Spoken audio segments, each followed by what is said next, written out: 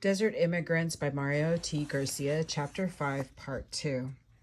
Because a direct link existed between low wages and Mexican immigration, the AFL aimed much of its wrath at the Immigration Bureau. At the 13th convention of the Texas State Federation of Labor held in Galveston in 1910, the El Paso delegation supported a resolution accusing the Immigration Bureau of showing no concern over the admission of Mexican laborers who completed with organized labor in the Southwest. More than 1,000 Mexican aliens, the resolution stated, entered the United States every month. They included not only common laborers, but musicians, carpenters, painters, tinners, and other skilled workers. The resolution condemned labor contractors and employees who used Mexican agents to recruit laborers from across the border and denounced the Immigration Bureau for permitting the practice.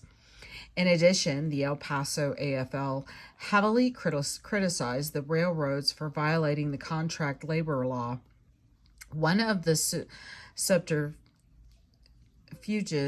resorted to by the railroads to pull wool over the eyes of the immigration authorities at the border. The Advocate informed its readers and make it appear that these vast hordes of peons come here on their own notion looking for work is to employ shipping agents on this side of the river in the guise of employment agent to meet at the immigration station, each consignment sent up to them by the real and original employer.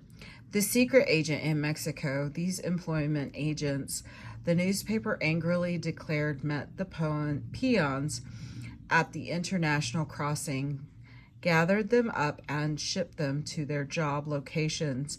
In turn, the agents received a deduction from the Mexicans' wages. Such real threats to the position of organized labor in El Paso, perpetuated by employers, led to a heated but unsuccessful campaign against both the employment of Mexican nationals and the immigrants themselves. The Advocate attacked the Mexicans for being parasites, paupers, criminals of the most dangerous types, bearers of disease, immoral, and sexually irresponsible. In a letter to the Advocate, F.M. Barker, a traveling salesman, expressed sentiments toward Mexican immigrants, apparently shared by many Union men.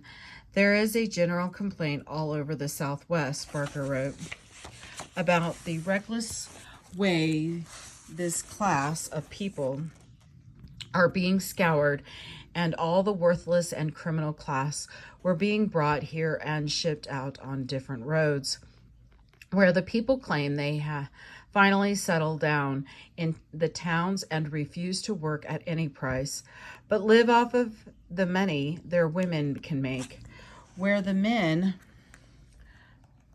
practice polygamy, adultery, and every other class of crime. Sorry, this book's hard to hold open. Against morality. I heard one man was shipped out of El Paso 3 times, and every time he brought out a different woman as his wife. Not only did the AFL attack the moral character of the Mexicans, it also used racially chauvinistic standards in its attempt to convince employers not to hire them. Cheap labor, the Advocate indignantly exclaimed. Yes, this at the sacrifice of manhood, of homes, and all that go to build up and sustain a community. Cheap labor at the cost of every ideal cherished in the heart of every member of the white race, utterly destroyed and buried beneath the greedy ambitions of a few grasping money gluttons who would not hesitate to sink the balance of society to the lowest levels of animalism, if by so doing they can increase their own bank account. True Americans do not want to advocate the importation of any people who cannot be absorbed into full citizenship. who cannot eventually be raised to our highest social standard, but to help to raise that standard to even higher planes, where the avariciously inclined will be regulated to the neither darkness from which they drew their blackened souls. Unquote. The advocate urged El Paso businesses and industries to employ only American citizens and not Mexican nationals who came to work for short periods of time and then returned to Mexico, or those living across the river in Ciudad Juarez and commuting to work in El Paso each day. Go down to the bridge any morning and see a horde of pauper labor from 400 to 600, the advocate pointed out. That daily crossover on this side and work and take our American dollars and go back on the other side at night and spend them over there, thus throwing out home labor and lessening the business of the El Paso merchant. During a 1914 strike of American streetcar conductors, the advocate claimed that although the conductors possessed great responsibilities for the lives of their passengers, they received salaries similar to the Mexican aliens in other jobs. Take a look at him up there in the front of the car, the paper emphasized, with the responsibility of your life and the lives of many others in his care. Then turn around in your seat or across the aisle and take a look at some ugly-visaged peon Mexican laborer from the smelter or cement plant. Compare the two. There is the American motorman or conductor, true Americans yet paid slaves' wages. Those Mexicans who can neither read, write the English language, can hardly think, or are paid as much as are these men upon whom the company places a burden of responsibility greater than their wages. Although the AFL correctly criticized employers as well as city and county governments for their anti-union practices, their most venomous charges were directed at Mexican nationals and by implication all Mexicans. Is it a pretty sight to see men? The advocate told the contractors of El Paso, brawny American men with calluses on their hands and empty stomachs, sitting idly on benches in the plaza, while sim-legged peons with tortillas in their stomachs work in the tall building across the way. Do you prefer the name Fernandez, alien, to the name James, citizen, on your payroll? In 1919, William T. Griffith of the CLU notified the AFL National Convention meeting in Atlantic City of the alien threat. My glasses keep slipping, I'm sorry. To organized labor along the border. Griffith informed his fellow delegates that the U.S. Army at nearby Fort Bliss had hired Mexican commuter workers from Juarez for carpentry and other forms of skilled labor, at wages below the scales set by the War Labor Board. These men, Griffith stressed, were un-American, non-union, owed their allegiance to another country, and have as a class on numerous occasions proven themselves unfriendly to the United States. To correct this condition, the El Paso Unionist urged the hiring of red-blooded Americans at Fort Bliss. In addition to its nativistic campaign, the AFL used other methods to end the employment of Mexican aliens. The Federation argued that it hurt business to pay low wages to Mexicans who spent most of their money in Mexico and not in El Paso. This proved to be a weak charge. However, since only part of the income of merchants' sales came from local consumption, of greater importance were the surrounding railroad, mining, ranching, and agricultural interests, many of which purchase their supplies in El Paso. Moreover, despite the AFL charge, it appears that most Mexican commuters patronized El Paso stores. Finally, the AFL attempted to pressure the political establishment by threatening to use labor vote against politicians who supported the employment of Mexican nationals. Yet, this tactic also failed because the same bankers, contractors, merchants, and other employers who profited from the availability of cheap Mexican labor to southwestern enterprises also controlled the city and county governments through the Democratic rings manipulation of the Mexican vote. Clearly, Mexican votes were more valuable to political bosses, both Democratic and Republican, than those of organized labor. Not only was the AFL in El Paso economically weak, but it had little political leverage.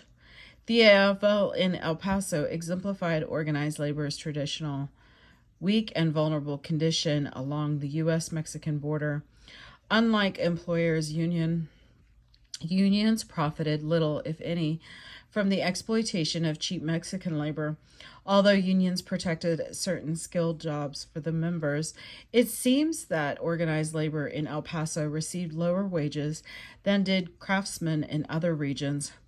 Small in numbers due to the border's economy's limited industrial growth, the AFL was surrounded by vast numbers of unskilled and even skilled Mexican immigrant workers. While its best policy to uplift labor conditions may have been to help organize all workers, Americans and Mexicans, citizens and non-citizens, skilled and unskilled, the AFL regrettably succumbed both to economic self-interest and to a racist ideology that ironically aided in only employers and kept the working class divided. Although it may have been difficult to organize immigrant workers, given their limited interest in American society, still class unity rather than class separation. An unsuccessful tactic might have proved more fruitful. Calling for the establishment of all Mexican AFL locals in the Southwest, Mexican labor organizer Antonio Villarreal in 1918 expressed the belief that Mexican workers in the United States would not shun unionization if they could retain their Mexican citizenship. However, the exploitive labor conditions of El Paso and the Southwest, instead of acting as a catalyst for the AFL to organize in a progressive fashion, only strengthened its traditional conservatism. Although exploited by employers, the Mexicans' response to their conditions must be seen in light of their motives for having left Mexico. Mexicans had come to El Paso and the United States in search of jobs and with the hope of a quick return as soon as they had accumulated sufficient savings. Of course, the proximity of Mexico fostered this attitude. Unlike overseas immigrants, Mexicans could easily return their homeland when economic and political conditions improved or visit relatives and friends. Although no records exist to document this migration, it nevertheless appears that such traffic occurred. At most, the possibilities for a return were less a matter of dreams and more a question of practicality. Hence, few Mexicans sought citizenship in the United States. Out of a total number of foreign-born in El Paso in 1920, some 30,073 or 90% remained aliens. Quote, "I have always had now have my home in El Paso," unquote. One immigrant commented in the 1920s, "But I shall never change my Mexican citizenship in spite of the fact that there El Paso I have greater opportunities and protection." Consequently, Mexicans tolerated their economic subordination in El Paso because they had only a limited interest in American society, to get a job, make money, and return to Mexico. Moreover, because so many found employment, they saw their jobs as a significant improvement over their previous lower paying or unemployment positions in Mexico. Years later, when asked why his family never returned to Mexico, even though they had intended to, Charles Armijo replied, "Because we liked it here. We made a better living here." As one scholar correctly observes about immigrant workers to the United States, they compared themselves not with the American workers, but with those left behind. In the United States, they had jobs. Grateful Mexicans, like other newcomers, endured both long hours of hard work and squalid living conditions. This does not mean, however, that Mexicans were incapable of struggling against exploitative conditions. Although fear of being fired and deported restrained most from engaging in open protests, some occasionally did resort to strikes when threatened with loss of jobs. When they believed employers cheated them out of better wages, and when labor organizers assisted them in their grievances. Besides the laundry strike of 1919, other work stoppages involving Mexicans took place. In 1901, for example, almost 200 Mexican construction workers employed by the El Paso Electric Streetcar Company struck for a pay increase from $1 to $1.50 per day for 10 hours work. The workers claimed that they all lived in El Paso and that Mexicans from Ciudad Juarez had been hired by the streetcar line to replace them. The company agreed to employ only residents but refused the wage increase. Although not all construction workers accepted the offer, they had little to no choice.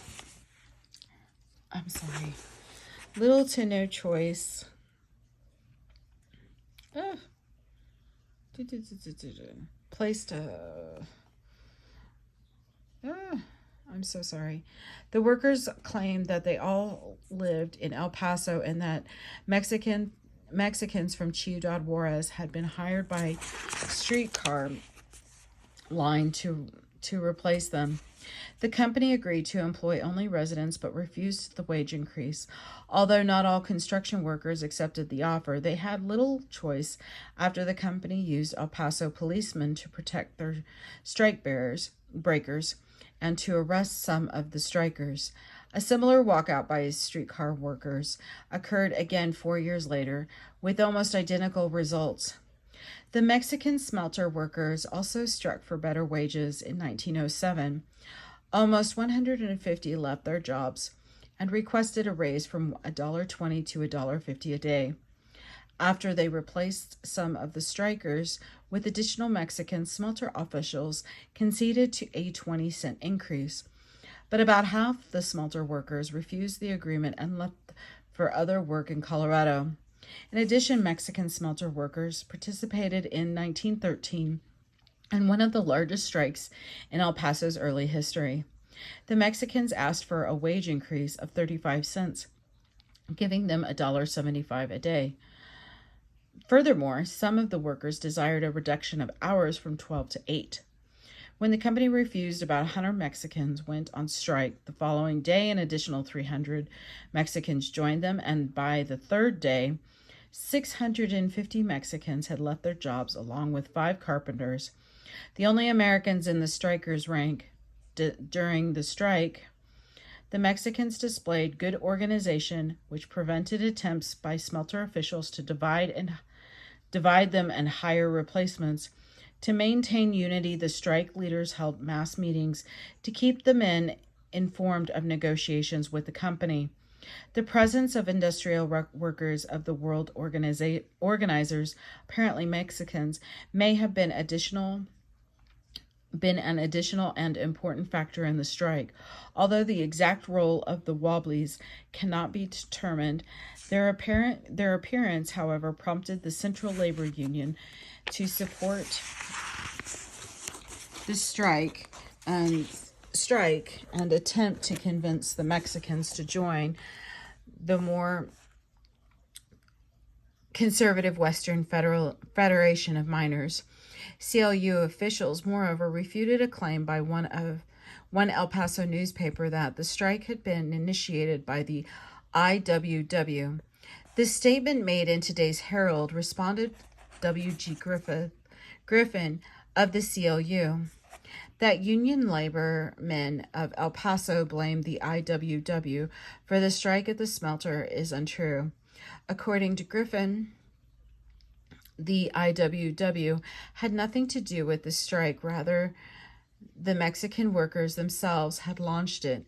Yet, upon closer questioning, the CLU spokesman admitted to that IWW organizers had arrived in the city and had unsuccessfully attempted to recruit the Mexicans. Consequently, CLU agents had likewise gone to a smelter meeting to urge the strikers to unite with the Western Federation of Miners. Although the striking smelter workers did not join either labor organization, they did attempt to continue resistance until the smelter met their demands. Unfortunately, their efforts were unsuccessful because the company used a variety of tactics to destroy the strike. To protect their strike breakers, the company brought in the Texas Rangers. In one particular incident, a ranger shot a striker in the leg after Mexicans began to pelt the Rangers with stones because they had allowed strike breakers to enter the smelter. Company managers also put additional pressure on the Mexicans through a court order evicting them from their homes, which they rented from the smelter. Brought in temporary finally, the company's ability to import a sufficient number of scabs broke the strike. Besides more Mexicans, the smelter brought in temporary black workers from Louisiana and East Texas. Quote, they have been coming in on practically every train from East Texas, the Times noted, and it is now reported that at least 350 Negroes are employed at the smelter. Faced with defeat, some of the Mexican strikers returned to their jobs, but the smelter refused to rehire many of the others.